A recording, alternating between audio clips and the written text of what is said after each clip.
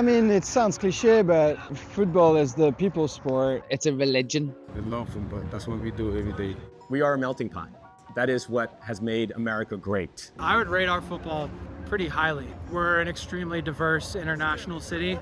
I've met people from every corner of the world playing football here. When I'm at a soccer game, I pray for something special to happen. I want to be amazed. Yeah. You know, if you play the game, you're in. If you can't play the game, or you know, it's good luck.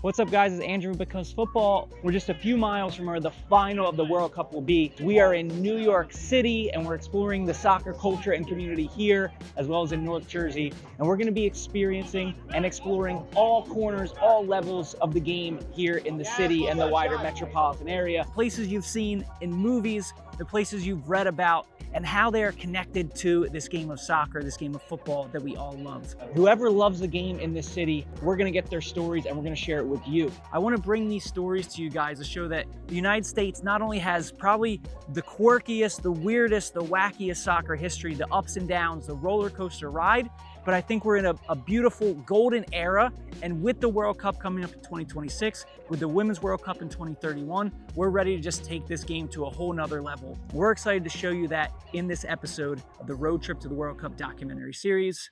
Let's go. Be careful! Oh my God!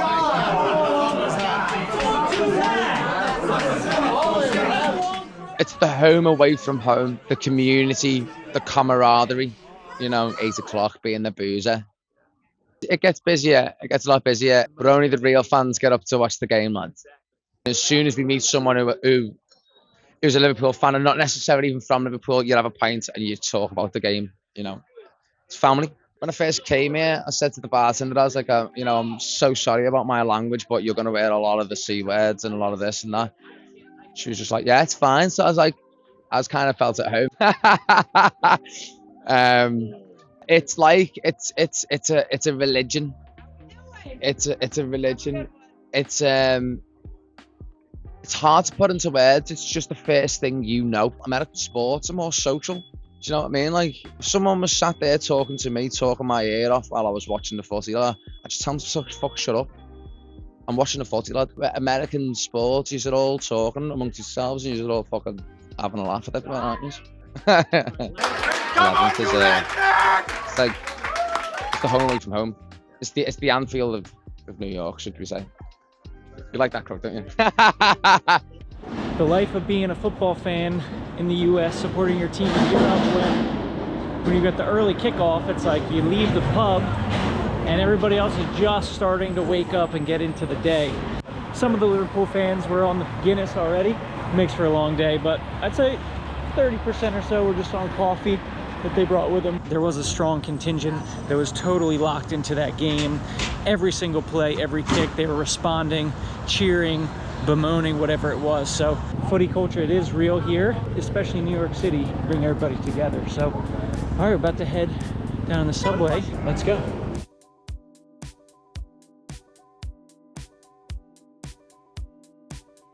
Just got off the train. I'm in Newark, New Jersey, just across from New York City. You guys might know Newark Airport. Maybe you've watched The Sopranos and seen all these different sites around North Jersey, but today we're in this area for something different. And if you know this channel, if you know Because Football, you'll know what it is for the beautiful game. And we're gonna be heading to St. Benedict's Prep, but it's important that we give a little history lesson to let you guys know some of the background of the game and how important this area has been for growing the game of soccer for 150 years plus in the United States. To get a little help and backup on this, I'm gonna reach out to my friend James Brown. James is the Vice President of SASH, the Society for American Soccer, and have a little chat. Hello, my friend. Say hello to everybody here. Hey everybody. Well, it's a great day. You're in the best place possible. Soccer in New Jersey is it's something exceptional. Going back to the 20s. Well, it was all the immigration, you know, all the textile, fabrics, threads, steel, all those companies that were immigrating from Europe the old country to the new country, as far back as the 1880s. And what did they bring with them? Their love for soccer. Coming from Kearney, that were coming from Harrison, from New York. Those are really special.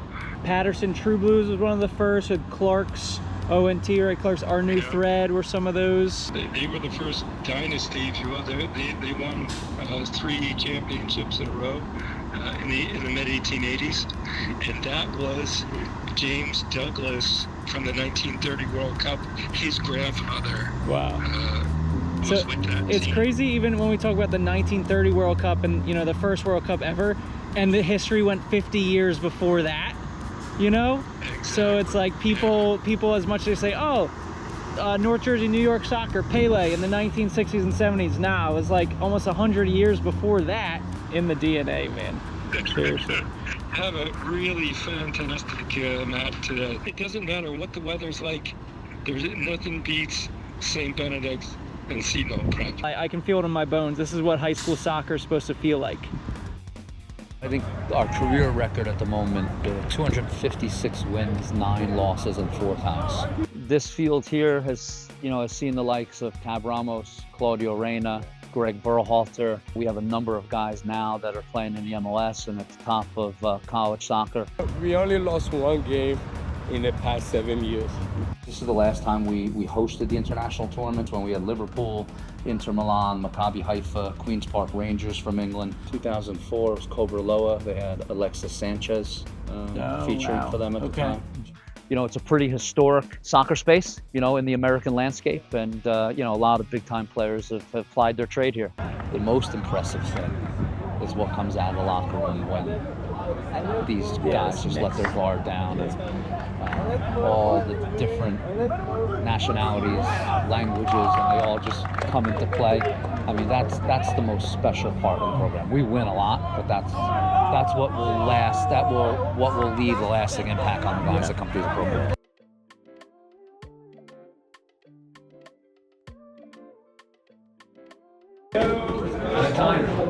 Did you start high school here or what year? Okay. 1988, June of it was like March of '88, and I went to my mom's diner to have like lunch, and I sat at the counter next to some guy who happened to be this like New Jersey Hall of Famer.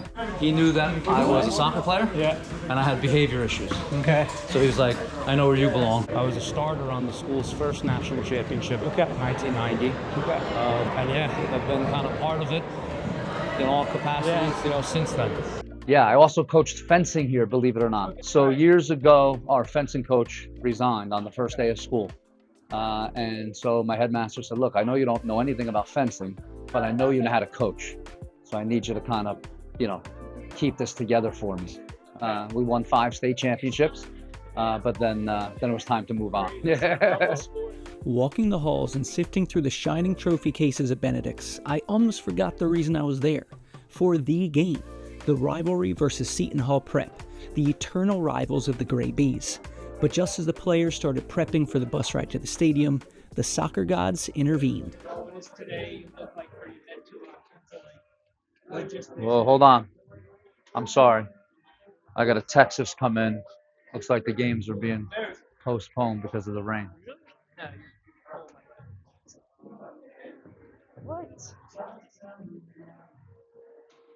Seton Hall is an out. Seton Hall taken out.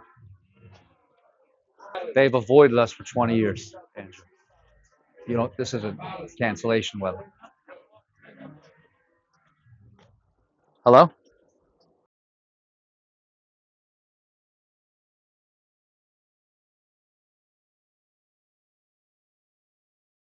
We're off to a great start.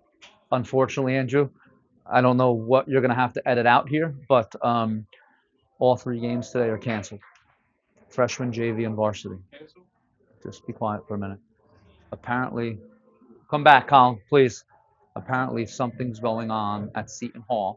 All we've been told is that there's an issue, and it's dividing their team, and it's an issue that they need to address. So they're canceling all 3 games on all 3 levels. I believe that there could be some truth because, one, they're being honest and open about it, which is, I think, commendable on their part, that they're owning it and that they're going to hold their team accountable for it. Let me think about how to approach this with the boys. Over 20 years, Seton Hall has done everything in their power to avoid playing us. I don't know what to make of the fact that they've canceled. Think about what we stress in our locker room. Our diversity is our greatest strength. Other people's diversity can be their greatest weakness, right? And today may be a classic example of that. Stay off of social media, right? We're bigger than that. We're better than that. We rise above that. Just tuck this away, put this in the front pocket of your soccer bag, and just hold on to this for the next time we do get the opportunity to line up against Seton Hall Prep, right? You can use this a little bit extra motivation. What do you got on your tennis ball? I got my mom and my family. Okay. It's a big parts of my life. Okay, cool. So you can put people, or is it like sometimes a word, like an idea? Anything you want. Anything you want? Okay. Anything that's meaningful to you. Okay. Work, hope, and then it's kind of faded, but this says faith. Okay. First of all, I have my family. This means a lot to me, you know. And everything I do for them. It really means a lot to me. Yeah, I gotta see those shin guards. Are these legal? Those allowed? Those are official? This is just for practice, guards. Are you the only one who's got these baby guards on the team? Or is that the style now? It's just the style, you know. When we talk about what does success mean at St. Benedict's, obviously the expectation is they're not going to lose. They're hardly going to give up a shot, but it's more about the community. It's more about developing these players, give them opportunities to connect, make relationships with people that lead on to their life further on. If we look at what this game can do and what we want this game to be in the United States, it is that. And that kind of vision, that mission is definitely alive and well here at St. Benny's. But that's enough talking. Let's check out these games.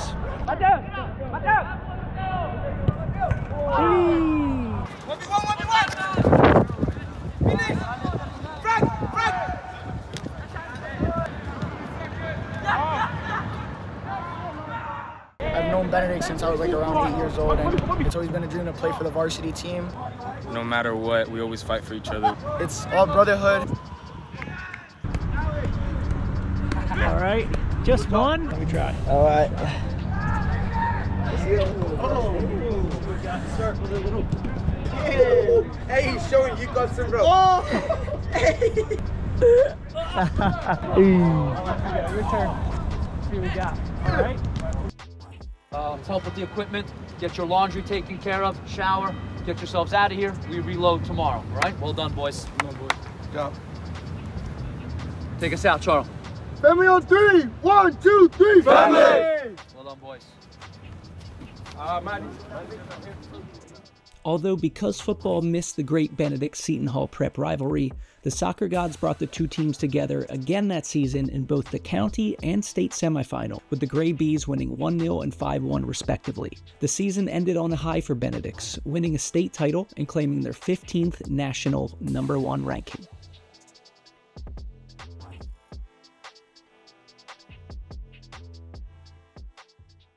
Hey everyone, hope you're enjoying the episode so far. Just a reminder, this episode is part of a 4-part series about the New York, New Jersey soccer community, and just one piece of a larger series exploring the game in all 16 World Cup host cities. If you want to see more, go to our channel and click the Road Trip to the World Cup playlist and watch another video. Honestly, with the way the YouTube algorithm works these days, watching another video or leaving a comment below is actually a better way to support us and to make sure you get more of our stories in your feed than just hitting the subscribe or like button. Thanks so much. Let's get back to the journey.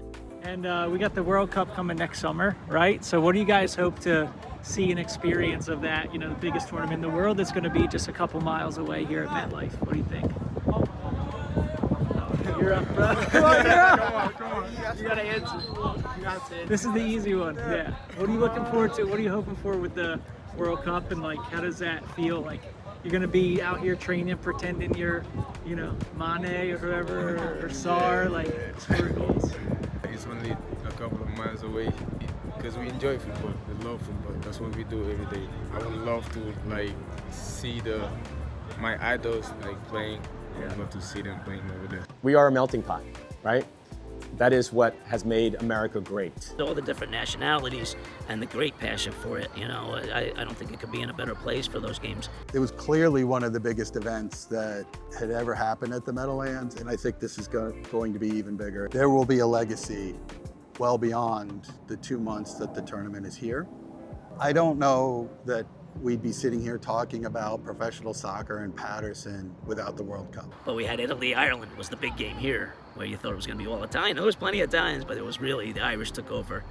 That which you didn't expect, and every other game in the Giant Stadium was big time. And I remember seeing Germany, Bulgaria with my buddies. You're going to see great passion around here and the different places to eat. You have every place to eat, every nationality. The World Cup is really just a celebration, isn't it? It's a celebration of the global game. So I think here in the New York, New Jersey area, we have so much flavor. So to be able to welcome teams, from around the world here, I think it'll be a perfect fit, right? I actually attended a 1994 World Cup match. At the time, the tickets were like $250. Is that Meadowlands? Yeah, that was a Giant, the old Giant Stadium. Yeah, the old Giant. Italy, and I don't know who they played. Yeah. All I know is I had a guy with a drum behind me for the whole first half, and he was driving me crazy and giving me a headache.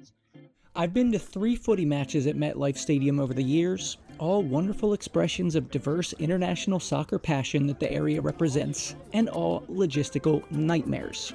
I feel no goodwill towards the host venue of the 2026 World Cup final, not simply for its lack of viable public transport from the city or its typically American character of an isolated concrete wasteland. From an aesthetic and emotional perspective, I simply have never been affected by this stadium. But alas, FIFA hasn't made its decision based on my tastes, a solemn mistake, obviously, and we're going to take a pragmatic look at the stadium's history and role in the game. To know MetLife, we need to know its history, particularly the previous incarnation of the building called Giant Stadium that hosted the '94 World Cup and the home of the original New York Cosmos of the NASL. Pelé, Beckenbauer, Carlos Alberto, Giorgio Canaglia, global superstars and legends attracted tens of thousands of fans weekly to the stadium, even setting the top 10 all-time attendance records in American soccer. The Cosmos. If you go all over the world, all you have to say is the Cosmos.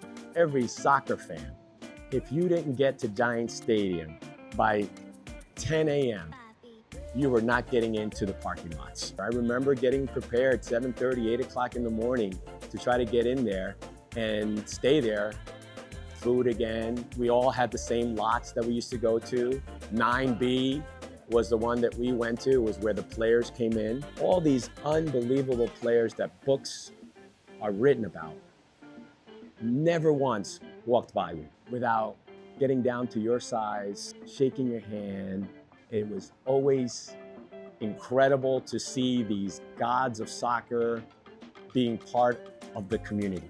The stadium hosted numerous international matches over the years, and the New York, New Jersey Metro Star, led by local star Tab Ramos, played there for initial years, as did the Red Bulls before building their own home down the road in Harrison. In 2010, Giant Stadium was demolished, and MetLife was raised in its place. During the 2026 World Cup, MetLife will host 8 matches, including the final, which is sure to add another layer of legitimacy and pedigree to the region's rich soccer tradition. All right, so we're at Flush Meadows, Corona Park. Word to the wise here, all right? Make sure you take the 7 if you're coming out here. I just put in the park in general. So where I got off the subway was an hour walk to the field. We're back with our buddies, New York Internationals, and they're playing New York's finest today. The Police, NYPD is our opponent here. So I've heard it's gonna be a chippy physical game. I think it's 1-0 to New York Internationals already. Let's check it out. Hit. Cover. Oh. Yeah! Super stop. So well. I need to be careful about what I say. Come on, Alex! Come on! Ah, come on! That's too easy. You know, like, we're still amateurs, but playing like professionals. Time! I think we started with real foundations, like we have a board, we have bylaws, so we really created kind of like this structure to make it work. We have practice every week, which is not that common at our level. Great uniforms, great... We got a free kick. Woof! Wow, that was close. Woof! It's okay, still 3-0, we're good. And we wanted to still have like roots in the community. So we raise funds through like trivia nights, like shaving your head, like fundraisers, and just spreading awareness ultimately. Like I think we have some people on the team that do come from like a shelter. Some people, you know, like thinking about tomorrow is tough, but we want to provide them with an opportunity to play as well. So it's important for us to have these roots. It sounds cliche, but football is the people's sport. Like all you need is 4 lines to something that looks like a goal and a ball, and you get rolling. And, you know, it's a universal language at this point. Get out. That's a goal. All right, 3-1. When you're on a soccer pitch, nobody cares about where you're from. Nobody cares like who you are in life. It's all about what you put in on the field. So. Yeah, let's go. Somebody, you all right? There's been a lot of changes there. Game behind us haven't even started yet, and the coach, players, and ref are already getting into it. I don't know. Maybe they got to have some past history, some shared trauma they're tapping into. This game's gonna be a mess.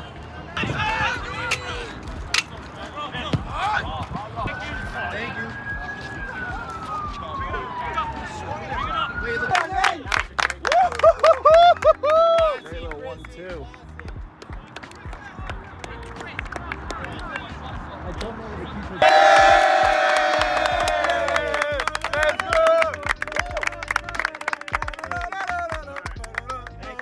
Right. Thank you, boys, for the kit. We got the Grassroots Athletic.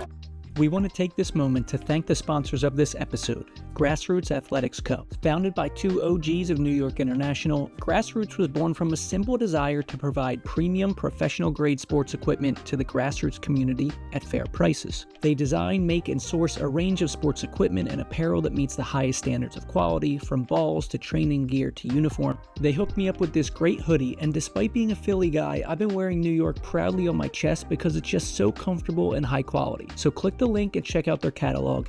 You'll find not just equipment, but a community that shares your passion for sports.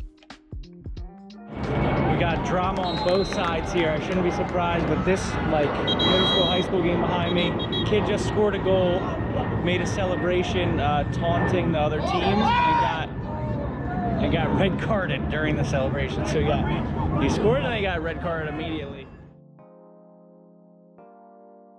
I remember this vividly, my first memory of soccer. So here I walk out to the soccer field with my white softball cleats on, way ahead of like white shoes nowadays that every player wears, because back then it was just like black. You didn't wear white. And I said, if it's okay with you, I'm gonna play as the goalkeeper. The path for me to end up on the national team was just kind of carved out for me some way. Through people I met, but also through my talent. There were these rumors going around, I guess, that there was going to be a women's national team. Apparently, there was a team chosen in 1983. It's often referred to as the paper team. It is recorded down somewhere, I have it, that it was actually named, but it didn't do anything and it didn't go anywhere. Then in 1984, they named the national team after this. I was on that team. There's no recorded history of this. People just kind of knew that they had made it, but nothing happened. 1985, the next summer comes along. The soccer gets included in this US Olympic Festival, which was really great for soccer because that cost was being picked up by the Olympic Committee and not the Federation, because the Federation didn't have any money apparently. And the White House picks up the phone and calls the Federation and says, we're going to send our women's national team to China. And they say, we don't have one. Right now, somebody's got to do some research and really find out if this is true. I think it's true, because what happened subsequent to that was they reached out to the most famous girls soccer club at that time, which was the Dallas Sting. So we end up sending a team over to China, but it's not our national team. Now fast forward 12 months, and we're going to Italy to play against the Italians in the very first official U.S. Women's National Team game. Trained for 3 days out here on Long Island. We flew over to Milan and we played a game 24 hours later. We were just kids on an airplane going to the disco at night, having like a lot of fun at this beautiful hotel overlooking the Adriatic Sea. I think one of the greatest decisions actually made was to give Anson Dorrance the job of the national team coach. He brought in his culture and his stamp and his way of doing things with the U.S. Women's National Team, which included that first group of players, this core group of players that really talked about like competitiveness and wanting to be the best and take no prisoners. The culture was already there, like the badassness of the women's team was already there. And then it was just further cemented, you know, in the 86 team, bringing in all these great players, Mia Hamm, Julie Foudy, Christine Lilly, like these players that were 16 and 17 years old, that further cemented this like great dynasty and legacy of the women's national team. The next summer, 86, we played Canada in 2 matches in Blaine, Minnesota. The first official win for the team against Canada. And I was the goalkeeper for that game. I have to take a lot of credit for the 85ers too. The foundation really started with us, this grit, this determination, and then it goes into this group of players that made it all the way through the 91 World Cup team and then the 99. And listen, I don't think that people really realize the enormous sacrifice that these players made, because there was no money back then. It's like, okay, I'm out of college. There's no playing environment for women's soccer unless you're on the national team. And those events are few and far between. Like, how am I gonna make a living? It was very, very difficult to see a future playing women's soccer. Never in a million years did I think I was going to be presented with the opportunity that I was presented with. It was very messy. I'd never ever taken over a team 1 game into a season. I was pretty positive that I didn't want to do it, honestly, when I kept thinking about it. So now you would have said yes? Actually, I said no up until I said yes. But I mean, I came back at the end of the season and I said, geez, I love what I'm doing now, and I really see like a lot of potential. And so by 2018, we had made the NCAA tournament. I was like, oh my God, this is a lot of fun. Let's keep going. The idea of working with male players wasn't anything like, oh my God, like I've never done this before. The idea of taking over a team that had just lost their coach 1 game into the season was what was scaring the bejesus out of me. Was like, where is their mind? Like, how is this going to go? And the fact that I was a woman leading a men's team was so irrelevant, I think, in my mind. And they were like, yeah, like, we kept a very open mind. Of course they did. They're NYU students. She can coach, is pretty much, you know, she can coach. There were many messages that I received from coaches and from peers and from people that I didn't even know. That just dropped a note like, hey, this is great, type of thing. I never experienced someone saying to me, this shouldn't be happening, like a woman shouldn't be leading a men's team, ever. I could say probably not even on my mind, honestly. Like worrying about this when we talk to recruits, it's like the biggest factor that we look for is can a athlete come to NYU and succeed as a student athlete? You have to be able to balance both of those because both are quite demanding. I just love athletics in general. College athletics for my life was really life-changing. I think that's all. Yeah. We hope you guys enjoyed this episode. Make sure you stick around for the rest of our series, whether it's here in New York, Philadelphia, Atlanta, New England, Miami, all over the US, Mexico, and Canada. Please make sure you hit the subscribe button. Leave a comment. Let us know who we should check out in your city or what we missed and what you're looking forward to with the World Cup coming up. Peace. Cool. Thanks, man. Guys, thank you so much for being here. We hope you're enjoying this episode, and we've got so many more amazing stories here for you, so make sure you stick around. We're doing this all over the country, in all 16 host cities, but we can't do it alone. If you want to support, please consider contributing. You can scan the QR code on the screen or find the link in the description for our Buy Me a Coffee link, or just like, subscribe, or leave a comment. Anything helps. Cool. Thank you guys, appreciate it.